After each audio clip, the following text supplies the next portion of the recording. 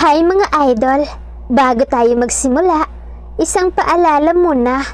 Ang kwentong ito ay isang fanfiction lamang na isinulat ni Breaker Dreamer at wala ito sa tunay na kwento ng slamdunk o anime. Tayo na, simulan na natin. Samantalang, pumunta nga itong si Mitsui upang makausap na seryoso ito si Sakuragi. Anong gusto mong pag-usapan natin? Panimula ni Sakuragi na malamig na tumingin kay Mitsui. Ilang buwan na ba magmula nang hantingin ako ng konsensya dahil sa ginawa ko sa iyo noon? Nabulag ako ng inggit sa iyo kaya ako nagawa ang bagay na iyon. Panimulang saad ni Mitsui na ikinakunot noo ni Sakuragi. Tungkol doon pa rin ba ang gusto mong pag-usapan natin? Tanong muli ni Sakuragi. Tumango naman si Mitsui bago tiningnan si Sakuragi ng naluluhang ekspresyon. Halatang halata sa buong mukha nito ang pagod at hirap. Kahit hindi sabihin ni Sakuragi ay naaapektuhan siya sa ayos ng kausap niya. Patawad, Sakuragi. Sobrang humihingi ako ng kapatawaran sa lahat ng mga nagawa ko sa iyo. Pinagsisisihan ko na sinaktan kita at ginawa ang lahat para lang itaboy ka. Napakamakasarili ko. Hindi ako nakontento sa kakayahang meron ako, kaya sa iyo ko nabaling lahat ng kakulangan para sa sarili ko. Nagsimula ng lumuha si Mitsui. Napaupo na rin ito sa semento habang ang kamay nito ay nasa mukha nito. Maraming nakapag-realize sa akin noon, noong umpisa pa lang. Pero napupuno ng galit ang puso ko at kagustuhan na malamangan ka sa kahit anong aspeto meron ka. Kasing bagay na wala ako at iyon ang kinaiinggitan ko. Lumuluhang saad pa rin ito, pinakikinggan lamang siya ni Sakuragi na may blankong ekspresyon. Bakit hindi mo sa akin sinabi noon? Alam mo namang baguhan lang ako at willing akong matuto para matulungan kayo. Pero anong ginawa nyo? Imbis na tulungan nyo ako, mas ibinaba nyo ako sa sukdulan na pagkatao ko. Dinurog nyo ako at minaliit. Paglahad ni Sakuragi ang hindi na nito mapigilang hindi magsalita. Alam ko, Sakuragi. Sorry, kasalanan ko lahat kung bakit ka nagkakaganyan ngayon. Nabuo ang galit sa puso mo dahil sa kagagawan ko. Alam mo, magmula nang matalo ang team namin mula sa inyo, nag-quit na ako sa paglalaro. Look at me now, I'm totally messed up. Nagising saad ni Mitsui na naiiling pa, tumingala siya at pinagmasdan ang kalangitan. Sa pangalawang pagkakataon, sinayang ko na naman ang oportunidad para sa sarili ko. Nangako ako kay Coach Ansay na gagawin ko ang lahat para sa Team Shohoku. Pero ito ako ngayon, miserable ang buhay. Pagak na natawa si Mitsui sa sarili nitong sinabi.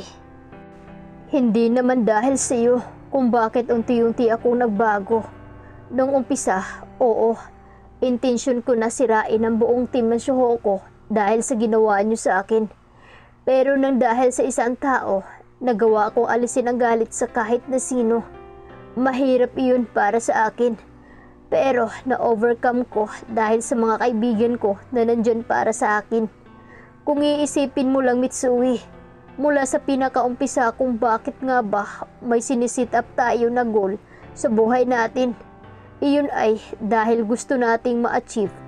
Ganun din ako, kaya ako lumakas ngayon. Anas naman ni Sakuragi. Samantalang, sigurado naman si Sakuragi sa nararamdaman niya. Unti-unti nang napapalitan ng galit na nararamdaman niya nang magpapatawad. Na-realize niya na iyon nung umpisa pa lang. Maramdaman niyang hindi siya nag-iisang lumalaban. Idinay niya lang sa sarili niya dahil sa sinisit up niyang boundaries sa sarili niya. Ayusin mong muli ang buhay mo, Mitsui. Hindi mo dapat sinasayang ang pagkakataon na ito. Kung inaalala mo kung pinapatawad na ba kita o hindi, matagal na kitang pinatawad. Sambit muli ni Sakuragi. Tumayo ka na dyan Ang dami ng taong nakatingin sa atin. Sitang saad muli ni Sakuragi kay Mitsui.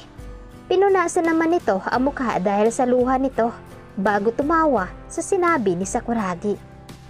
Ang mahiyain mo naman, hayaan mo silang tumingin. Ngising sabi ni Mitsui.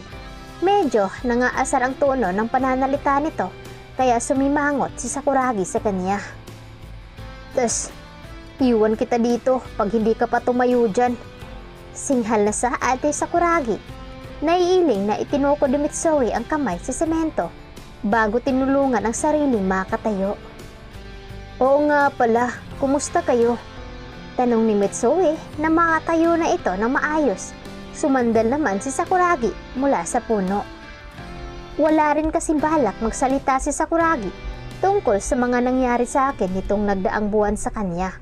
Nabalitaan na rin naman ito siguro ang nangyari sa kanya. Kaya hindi niya na lamang sasagutin ang naging tanong nito. Mabuti naman, wala masyadong ganap sa buhay ko. Tamad na sagot nito kay Mitsui. Alam ko na ang mga nangyari tungkol sa iyo.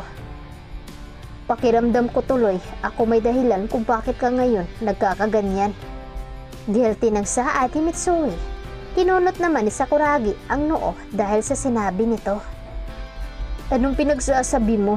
Labas ka na sa mga nangyayari sa buhay ko. Paano mo naman nasabing kasalanan mo pa rin ang bagay na yun?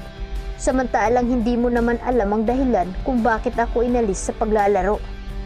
Laban ni Sakuragi, umiling si Mitsui at malungkot na tumingin kay Sakuragi. May gusto sana akong sabihin sa iyo. Actually, nung isang hapon pa. Pero mukhang hindi sa iyo nasabi ni Mito na hinahanap kita. Kaya ngayon lang ako naglakas loob na makipag-usap sa iyo. Nasabi mo naman na lahat ng gusto mong sabihin, di ba? Tsaka, walang nabanggit sa akin si Mito nung isang hapon. Kaya wala akong alam na hinahanap mo pala ako. Sagot ni Sakuragi, sumeryoso na ito ng tingin kay Mitsui. Meron ka pa bang gustong idagdag sa mga sasabihin mo? Seryoso ang boses na tanong ni Sakuragi. Natigilan naman si Mitsui at ilang segundong nakipagtitigan kay Sakuragi. Hindi niya maapuhap ang kanyang sasabihin dahil sa pagbabara ng kung ano sa kanyang lalamunan.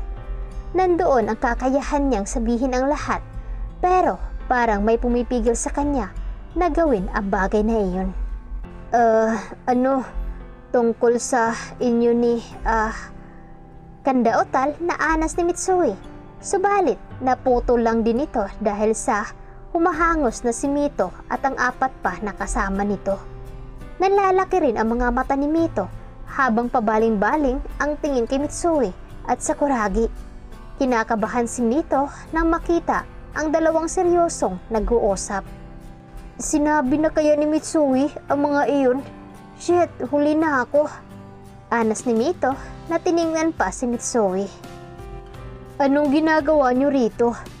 Takang tanong ni Sakuragi na tiningnan pa si Rukawa na ito mismo ang sinabihan niya na susunod na lamang siya matapos ang usapan nila ni Mitsui.